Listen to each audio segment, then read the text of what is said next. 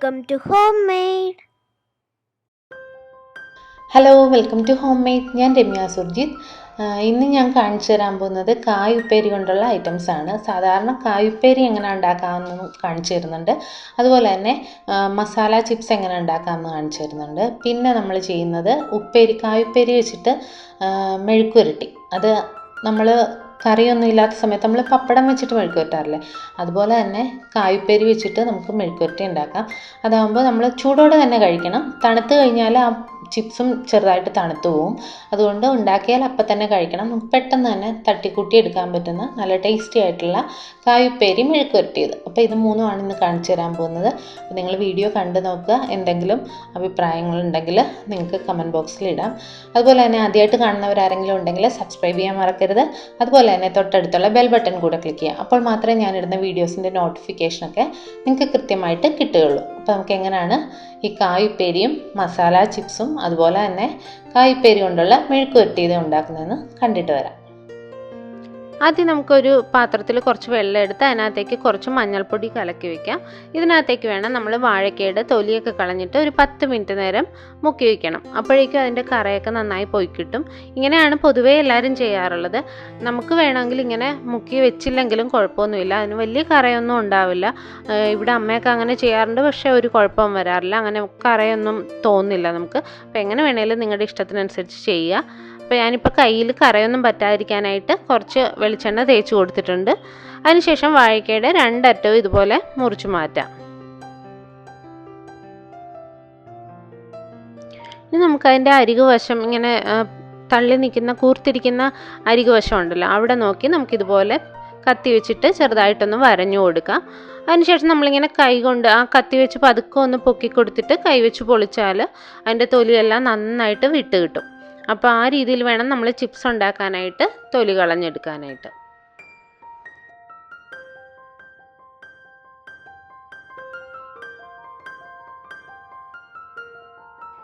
നമ്മൾ കായ മെഴുക്കുവരട്ടിയൊക്കെ ഉണ്ടാക്കുന്ന സമയത്ത് ഇതുപോലെ പൊളിച്ചല്ല കളയുന്നത്. നമ്മൾ ചെറുതായിട്ട് കത്തി വെച്ച് വലിച്ചു കളഞ്ഞാൽ പോവും, അല്ലെങ്കിൽ ചെറുതായിട്ടൊന്ന് ചെത്തിക്കളഞ്ഞാൽ ആ പുറമേയുള്ള കട്ടിയുള്ള സ്കിൻ മാത്രം പോയി കിട്ടും.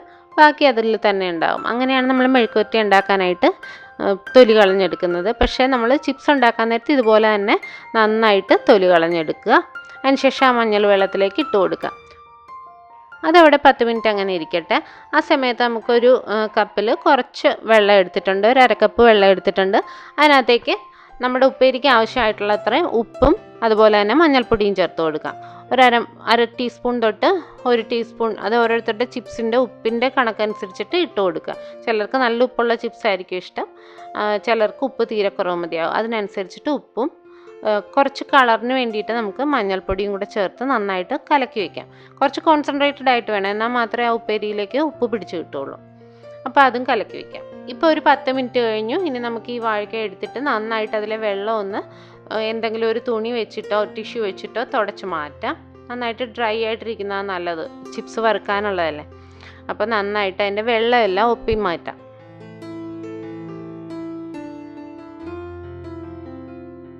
ഇനി ഇതുപോലെ ഉപ്പേരിക്ക് കട്ട് ചെയ്യാനുള്ള ഒരു സ്ലൈസർ എടുത്തിട്ട് അതിൻ്റെ ബ്ലേഡ് നമുക്ക് അഡ്ജസ്റ്റ് ചെയ്ത് കൊടുക്കുക. ഇതുപോലെ ഓരോ ടൈപ്പ് സ്ലൈസർ കിട്ടും.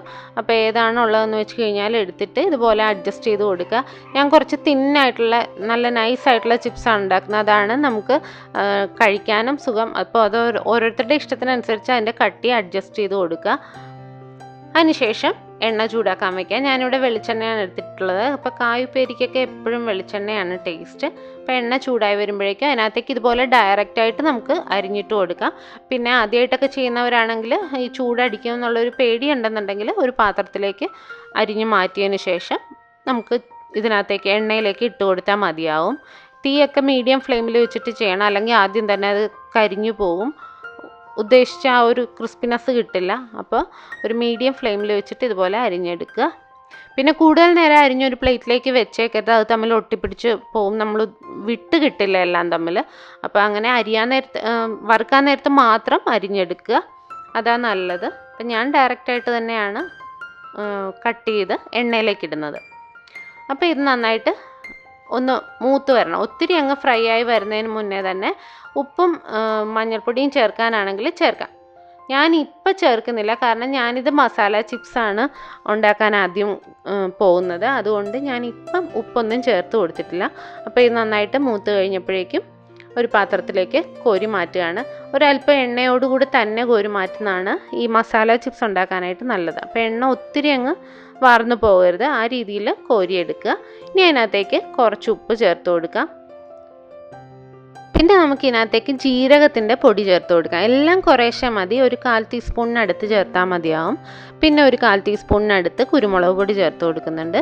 പിന്നെ എരിവിനനുസരിച്ച് ഒരല്പം മുളക് പൊടി ചേർത്ത് കൊടുക്കാം. കുരുമുളകിൻ്റെ പൊടിയാണ് കൂടുതൽ ചേർക്കേണ്ടത്, മുളക് പൊടി അത്രയും അങ്ങ് ചേർക്കണ്ട. പിന്നെ നമുക്ക് ചേർക്കേണ്ടത് ഒരു അല്പം കായത്തിൻ്റെ പൊടി. ഇത്രയും കൂടെ ചേർത്തിട്ട് നന്നായിട്ട് ഇതുപോലെ ഒന്ന് മിക്സ് ചെയ്ത് കൊടുക്കുക. ചെറുതായിട്ടൊരു എണ്ണമയം അതിനകത്തുണ്ടെങ്കിൽ ഇത് നന്നായിട്ട് ഇതിലേക്ക് പിടിച്ചു കിട്ടും. അതല്ല, എണ്ണ നന്നായിട്ട് പോയി കഴിഞ്ഞാണെങ്കിൽ അതിലേക്ക് പിടിക്കാൻ അല്പം ബുദ്ധിമുട്ടായിരിക്കും.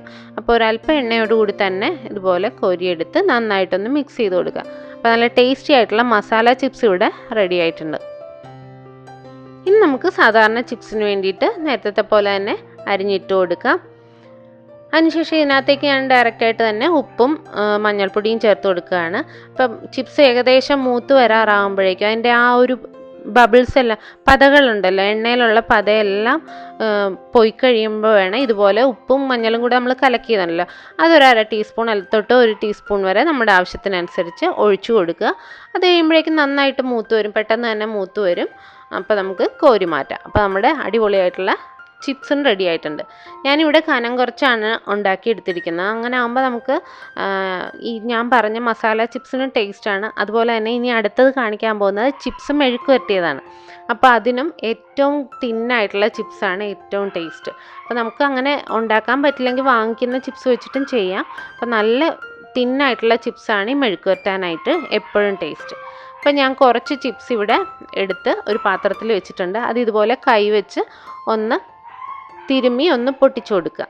നല്ല പൊടിയായി പോകരുത്, കുറച്ച് നമ്മുടെ പപ്പടമൊക്കെ ചെറുതായിട്ട് നമ്മൾ വറക്കില്ല, അതുപോലെ ചെറിയ പീസായിട്ട് കിട്ടണം. ആ രീതിയിൽ കൈവച്ച് ചെറുതായിട്ടൊന്ന് പൊടിച്ചു കൊടുക്കുക.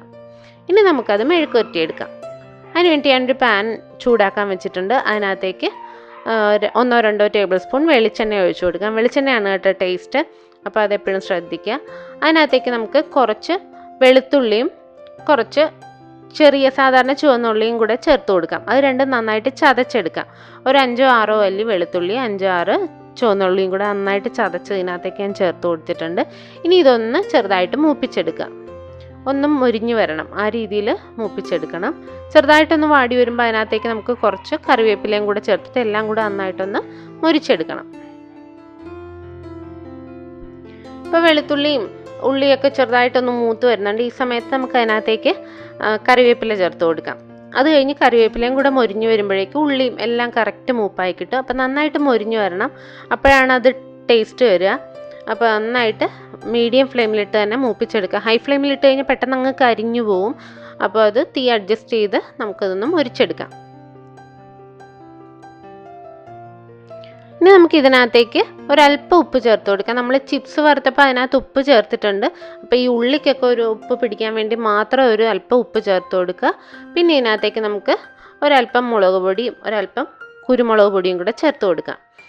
അതിനുശേഷം അതും കൂടെ ഒന്ന് ചെറുതായിട്ട് മൂപ്പിക്കുക. തീ നന്നായിട്ട് കുറച്ച് വെച്ചിട്ടാണ് ഈ പൊടി ചേർക്കാനായിട്ട്. എന്നിട്ട് ഒന്ന് ചെറുതായിട്ട് മൂത്ത് വരുമ്പോഴേക്കും നമ്മൾ പൊടിച്ചു വെച്ചിരിക്കുന്ന ചിപ്സ് ഉണ്ടല്ലോ, അത് ഇതിനകത്തേക്ക് ചേർത്ത് കൊടുക്കാം. ചിപ്സ് ചേർത്ത് കൊടുത്താൽ പിന്നെ ഒത്തിരി നേരം അങ്ങിട്ട് മൂപ്പിക്കേണ്ട കാര്യമൊന്നുമില്ല, ചെറുതായി ഒന്ന് ചൂടായി വന്നാൽ മതി. ആ ഉള്ളിയുടെയും മുളകിൻ്റെ ഒക്കെ ടേസ്റ്റ് ചിപ്സിലേക്ക് ഒന്ന് പിടിച്ചു വരണം. അതിന് വേണ്ടി മാത്രം ഒരു മിനിറ്റ് ഒന്ന് നന്നായിട്ട് ഇളക്കി കൊടുക്കുക. അപ്പോഴേക്കും നല്ല ക്രിസ്പി ആയി കിട്ടും ആ ചിപ്സ് എല്ലാം.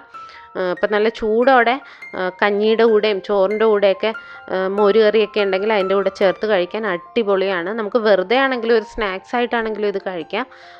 ചിപ്സ് വെറുതെ കഴിക്കുന്ന ഒരു ടേസ്റ്റ് അല്ല ഇതിന്. വെളുത്തുള്ളിയുടെയൊക്കെ ആ ഒരു ടേസ്റ്റ് മുന്നിട്ട് നിൽക്കണം. കുറച്ച് കൂടുതൽ വെളുത്തുള്ളിയൊക്കെ ചേർക്കുമ്പോൾ ആ വെളുത്തുള്ളിയുടെ ടേസ്റ്റും എല്ലാം കൂടെ വരുമ്പോൾ ഈ ചിപ്സ് മെഴുക്കുവരട്ടിന് അടിപൊളി ടേസ്റ്റാണ്. ഇതെന്തായാലും നിങ്ങൾ ട്രൈ ചെയ്ത് നോക്കുക. അതുപോലെ മെഴുക്കുവരട്ടി ഉണ്ടാക്കാൻ നേരത്ത് കനം കുറഞ്ഞ നൈസായിട്ടുള്ള ചിപ്സാണ് ഏറ്റവും നല്ലത്, അതും ഒന്ന് ശ്രദ്ധിക്കുക. അപ്പോൾ എല്ലാവരും ഇത് ട്രൈ ചെയ്ത് നോക്കുക. ഇഷ്ടപ്പെട്ടാൽ ലൈക്ക് ചെയ്യാനും സബ്സ്ക്രൈബ് ചെയ്യാനും കമൻറ്റ് ചെയ്യാനും ഷെയർ ചെയ്യാനും ഒന്നും മറക്കരുത്.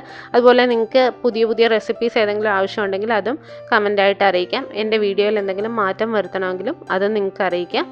അപ്പോൾ നമുക്ക് പുതിയ വീഡിയോസായി വീണ്ടും കാണാം. താങ്ക്